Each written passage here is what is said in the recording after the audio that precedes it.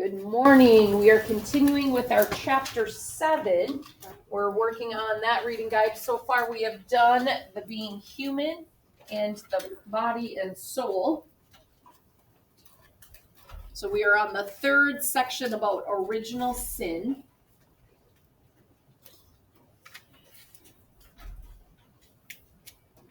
All right, so we're on original sin. So let us open up our books.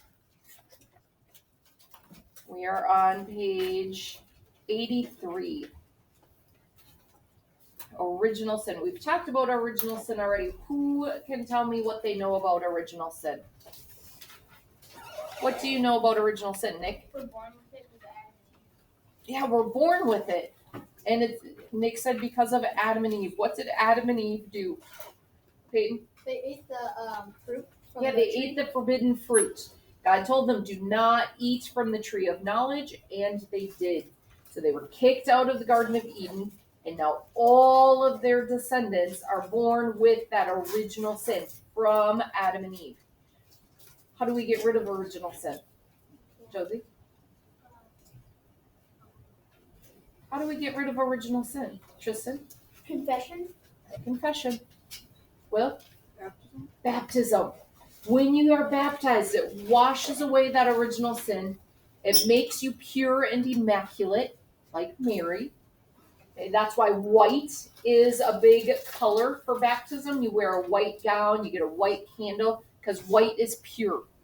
So they pour the water over you, and it symbolizes that washing away the sin, cleaning your soul up. So let's learn about that original sin. The scripture account of Adam and Eve explains how human beings were meant to live and how we fell away from God's plan. Adam and Eve represent the first human beings. At first, Adam and Eve were at peace with God. Because of this, they were also at peace with every living thing on the earth. They were happy and free and experienced no pain or suffering. So it was paradise, living in the Garden of Eden. Everything was wonderful. There was harmony with everything. Will? Can your soul go to the Garden of Eden? No, your soul goes to heaven. So in the Garden of Eden, everything was in harmony. The weather was always perfect. It was beautiful. We didn't have to worry about big snowstorms coming. There was no flooding. Okay? It was just beautiful there. The animals all got along with the people.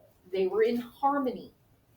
So we didn't have to worry about a lion jumping out and attacking you. Everything was in harmony. God had given Adam and Eve just one rule to follow.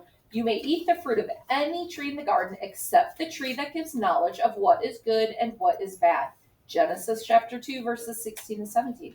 However, tempted by the serpent, Satan, they thought that by eating from the tree, they could know what God knows. Are we ever going to know what God knows? No. God is all-knowing. We will never be all-knowing because we are human, and our human brains cannot handle that. Nick? But if God is all-knowing, then how come didn't he know that Adam and Eve were going to eat from the apple tree? It's free will. So he knew that there was a possibility that they would, and he was hoping they would make the right choice. They did not. However, Adam and Eve chose to disobey God. The first parents of the human race wrongly decided they could be happy without God and his guidance. As a result, human beings were banished from the Garden of Eden. We separated ourselves from God. Because of Adam and Eve's choice, they and every human being since then, except Jesus and Mary, no longer had that same perfect relationship with God.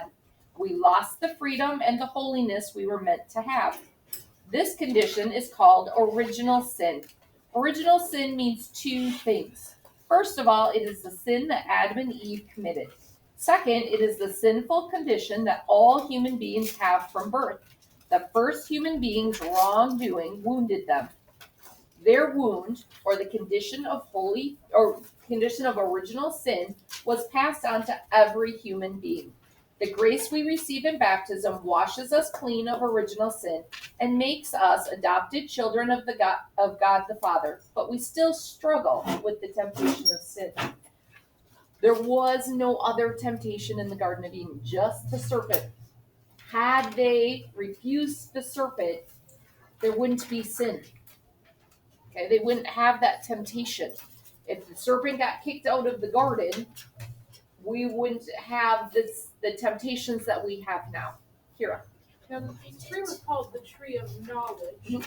And when they ate from the tree, they became smarter. Does this mean they didn't want us to be smart in the first place? It's not that they became smarter, they just became aware of different things. That's when they became aware that they were naked. And they hid behind the shrubs to cover themselves when God came.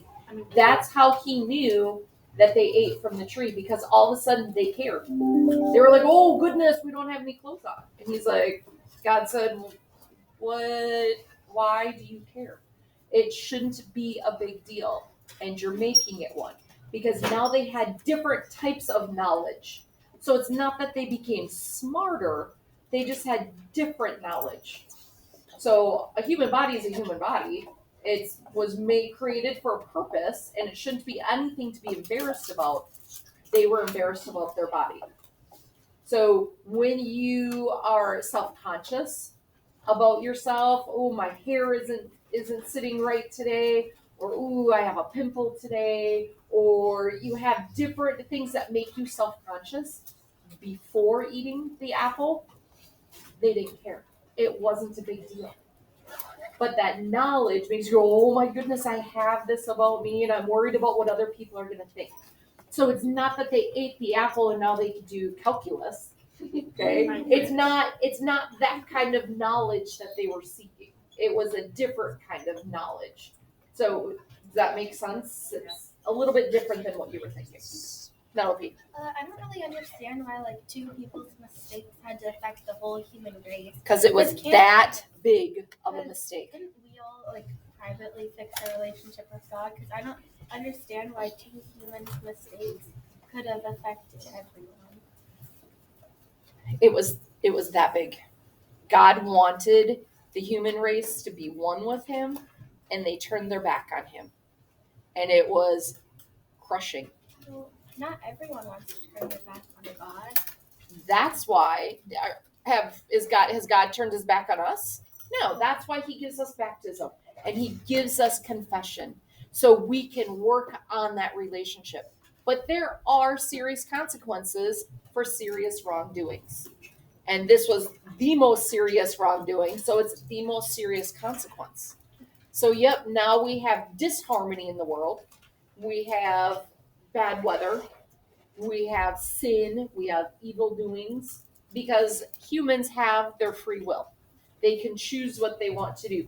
What we're learning about in this class is how to make the right choices and how to make that strong relationship with God. He didn't turn his back on us, so we can have that close relationship with him, but he leaves it up to each individual person to use their free will to make their choice. Will? So let's say Adam and Eve didn't eat the forbidden fruit. Mm-hmm. Would we be in the Garden of Eden? Yes. As long as everybody from Adam and Eve down to now used their free will to make the right choices and were not tempted by the serpent. But I'm thinking if the serpent got kicked out of the Garden of Eden, yeah, potentially we could still be in the Garden of Eden. Yes. Is it a real place now, or did it disappear? I'm not entirely sure. There's been a lot of speculation about that, about where the Garden of Eden actually is, and if it disappeared or if it's still around. So I don't have a good answer. Some believe it was on a different I planet. haven't heard that it was a different planet. That one I haven't heard. Kira. Does this mean animals wouldn't attack us if we were in the Garden of Eden? Correct. We would be in harmony with the animals. Okay, let's finish reading about this.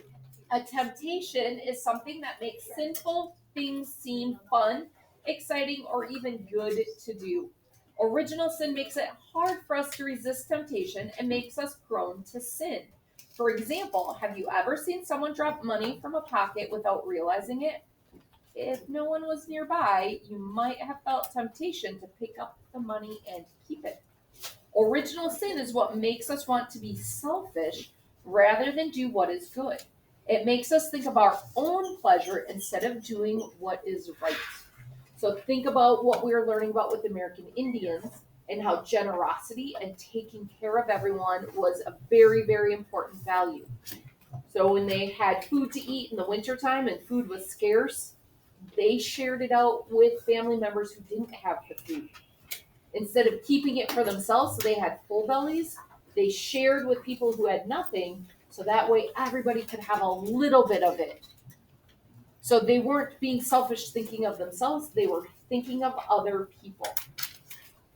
It's really easy to be tempted. It's really easy to think about ourselves. Ooh, I can see so-and-so's test and I know that they're really smart and know this information. Well, I'm going to take a peek over at what they're putting for their answer and I'm going to put that as my answer.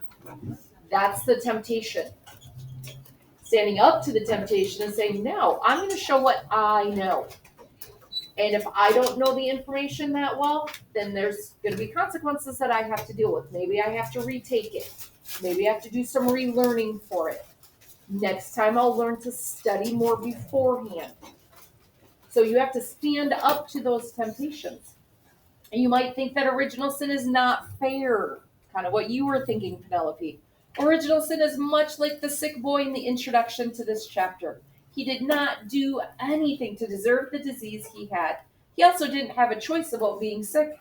Similarly, how original sin is transmitted is a mystery we do not fully understand.